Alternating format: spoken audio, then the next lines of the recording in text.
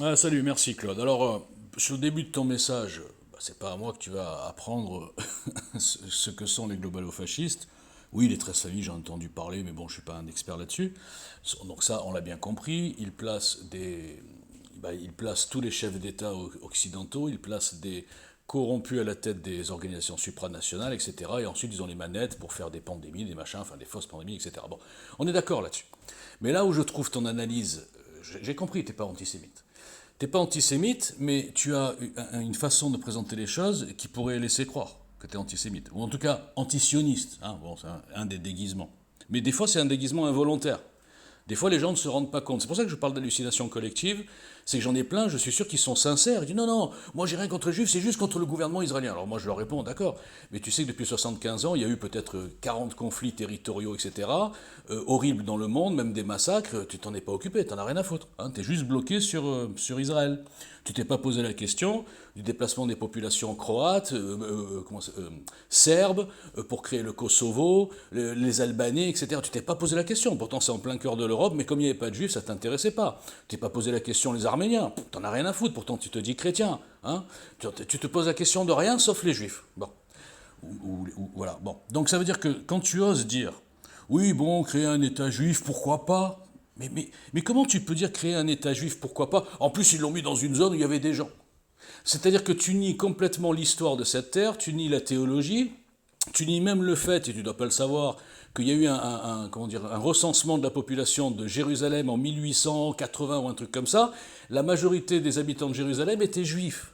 On part du principe, dans ces mensonges diffusés par des tonnes d'influenceurs, qu'il n'y avait plus de juifs du tout, et on dit, bah, tiens, on va aller là-bas.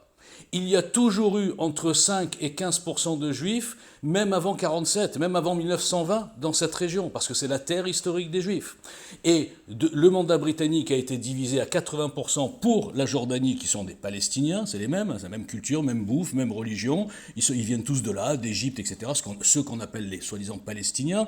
Pour rappel, le drapeau de la région Palestine au début du siècle, c'était une étoile de David. Non mais les juifs n'ont rien à faire ici. Bon. Donc, ils ont donné 80% à la Jordanie et 10% à ce qu'on appelle les Palestiniens, je parle du plan de partage, et 10% aux Juifs.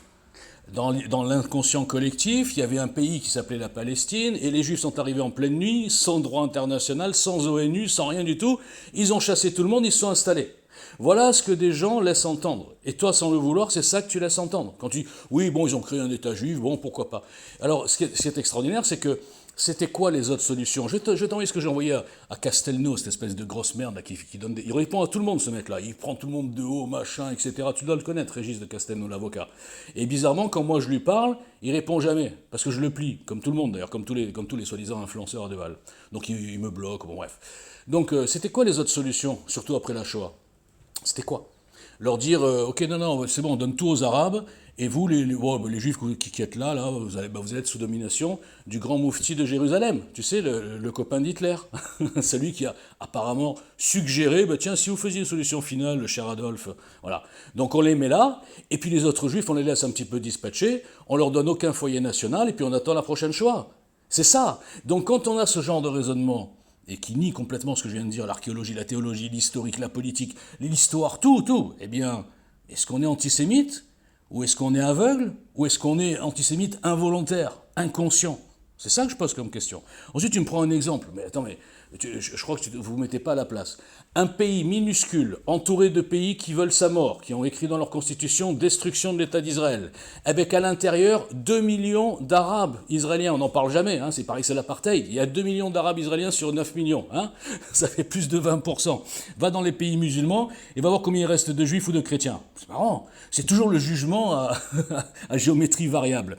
Ensuite, on dit oui, ils les ont chassés. Bien sûr que ponctuellement, il y a peut-être eu un ou deux villages comme ça, mais globalement, la vérité, c'est pas ça. La vérité, c'est que beaucoup de Palestiniens, ben, comme dans toute décision de l'ONU avec des nouvelles frontières, il y a des déplacements de population. C'est pas juste les juifs qui sont méchants.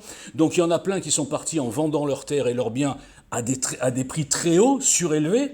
Il y en a d'autres qui ont été chassés parce qu'ils ne voulaient pas partir. Peut-être qu'il y a eu des exactions, et tout, mais comme dans tous les conflits du monde, hein, mais on parle que d'Israël. Et puis il y en a plein qui sont restés. La preuve, il y a encore 2 millions d'Israéliens arabes. Donc vous êtes quand je dis vous, c'est au sens large, dans une déformation totale de ce qu'est l'épuration ethnique, l'apartheid, etc. Et surtout, vous oubliez toujours le point de départ de ce film. Le point de départ, c'est que le lendemain de la résolution de l'ONU qui donnait donc ces fameux 10%, l'équivalent de 2 Corses sur la terre entière pour les Juifs, qui énerve tout le monde, eh bien, il a été rompu par les Arabes, qui ont attaqué à 5 armées contre 1 en 1948, et à l'époque, la logique eût voulu, parce qu'à un moment donné, les frontières, ils étaient sur une bande de terre avec la mer, et il restait 20 km, personne ne l'a vu. Et je pense que les gens auraient rêvé qu'ils finissent la Shoah, qu'ils éliminent tous les Juifs, et que l'islam, et toi tu es un chrétien, je ne comprends même pas cette position, et que l'islam, le Hezbollah, le Hamas, tous ces fous de Dieu, qui n'est pas forcément un Dieu très sympathique, il faut voir le CV de leur prophète, eh bien prennent possession de la terre de naissance de Jésus et du judaïsme. Ça s'appelle la soumission. Et comme je le dis, ils feront pareil un jour dans le 93, et les gauchistes se disent, bah oui, le 93, après tout, même la basilique de Saint-Denis, ils ont le droit de faire une mosquée, puisque regardez, on voit la population, il y a 70% de musulmans. C'est normal, c'est leur pays, on n'a qu'à faire un petit état du 93 islamique. Donc vous vous rendez même pas compte à quel point, par inconscience, par bêtise, par aveuglement, par déformation de la chronologie, par incapacité à se mettre à la place de ce peuple dont les jeunes font 3 ans de service militaire. Ils sont nés dans la guerre, ils vivent dans la guerre, à tout moment n'importe qui peut leur planter un couteau dans le dos, même s'il est israélien, et vous voulez qu'ils prennent des pincettes. Et vous allez chercher 2 ou 3 trucs, ouais, il est pas sympa, Netanyahou, il a bombardé un aéroport. Vous n'allez pas dire, putain, ces Arabes, ils ont attaqué le jour de Kippour. Là, ils font un pogrom le jour de Kippour. Ils sont toujours à 4 contre 1. Et ils attaquent tout le temps parce qu'ils veulent détruire. Ils inventent la mosquée Al-Aqsa comme étant protégée par le prophète. Le prophète est mort en 632. La mosquée Al-Aqsa a commencé en 680. Ils leur disent même, oui, le prophète a dit qu'il fallait protéger les Palestiniens et la mosquée Al-Aqsa. Les mecs, ils avalent tout. Bon, quelle légitimité a l'islam sur cette terre? Dis-moi. Aucune. Ou un petit peu peut-être. Ils sont arrivés 19 siècles après les Juifs et 6 siècles après les chrétiens, après Jésus. Vous êtes tous devenus dingos. Donc ça s'appelle la soumission mentale, au nombre et aux clients. Je parle pour toi, mais bon, en général, c'est quand même aussi aux clients. Donc tes exemples ne valent pas une cacahuète, parce qu'il n'y a aucun pays en guerre, même la France en Algérie, tous les pays, même les États-Unis, quand ils bombardaient massivement les villes en Afghanistan, ou je sais pas quoi, tu crois qu'ils faisaient du ciblage? Non, il fallait détruire Al-Qaïda, ils ont détruit Al-Qaïda. Quand les Russes ou les Américains bombardaient Berlin pour détruire Hitler, tu crois qu'ils faisaient du ciblage? Non, ils ont fait pareil, ok? Quand ils sont allés à Hiroshima, évidemment c'est peut-être dégueulasse, mais néanmoins il fallait arrêter la guerre, ils ont économisé, si j'ose dire, peut-être 2 ou 3 millions de morts. C'est vrai, en tuant 600 000 personnes, je suis d'accord, mais enfin, à un moment donné, il faut faire aussi un calcul. Ils voulaient pas se rendre, ils voulaient pas machin, eh ben voilà, c'est dégueulasse, mais c'est comme ça. D'accord? Mais en revanche, dès que c'est Israël, un bombardement d'Israël, c'est un crime contre l'humanité. Et après on dit oui, ils massacrent des enfants. Mais à cause de qui ils massacrent des enfants? À cause du Hamas qui se met derrière ces enfants depuis tout le temps. D'accord? Pour avoir des images. Et tous les gens, tellement fragiles au niveau de l'opinion publique, ils tombent dans ce piège. Et donc au bout de 24 heures, comme je l'avais dit, c'était plus le pogrom, les pauvres Israéliens, etc. C'était Israël assassin. Vous êtes tous devenus dingos. Et toi, je te le dis, là-dessus, je ne pourrais pas, malheureusement, enlever ce que j'ai dit. Je trouve hallucinant que tu as osé essayer de défendre la thèse du bombardement aérien sur l'hôpital, et tu as suivi tous les connards qui ont dit 500 morts, 700 morts, je ne sais pas combien.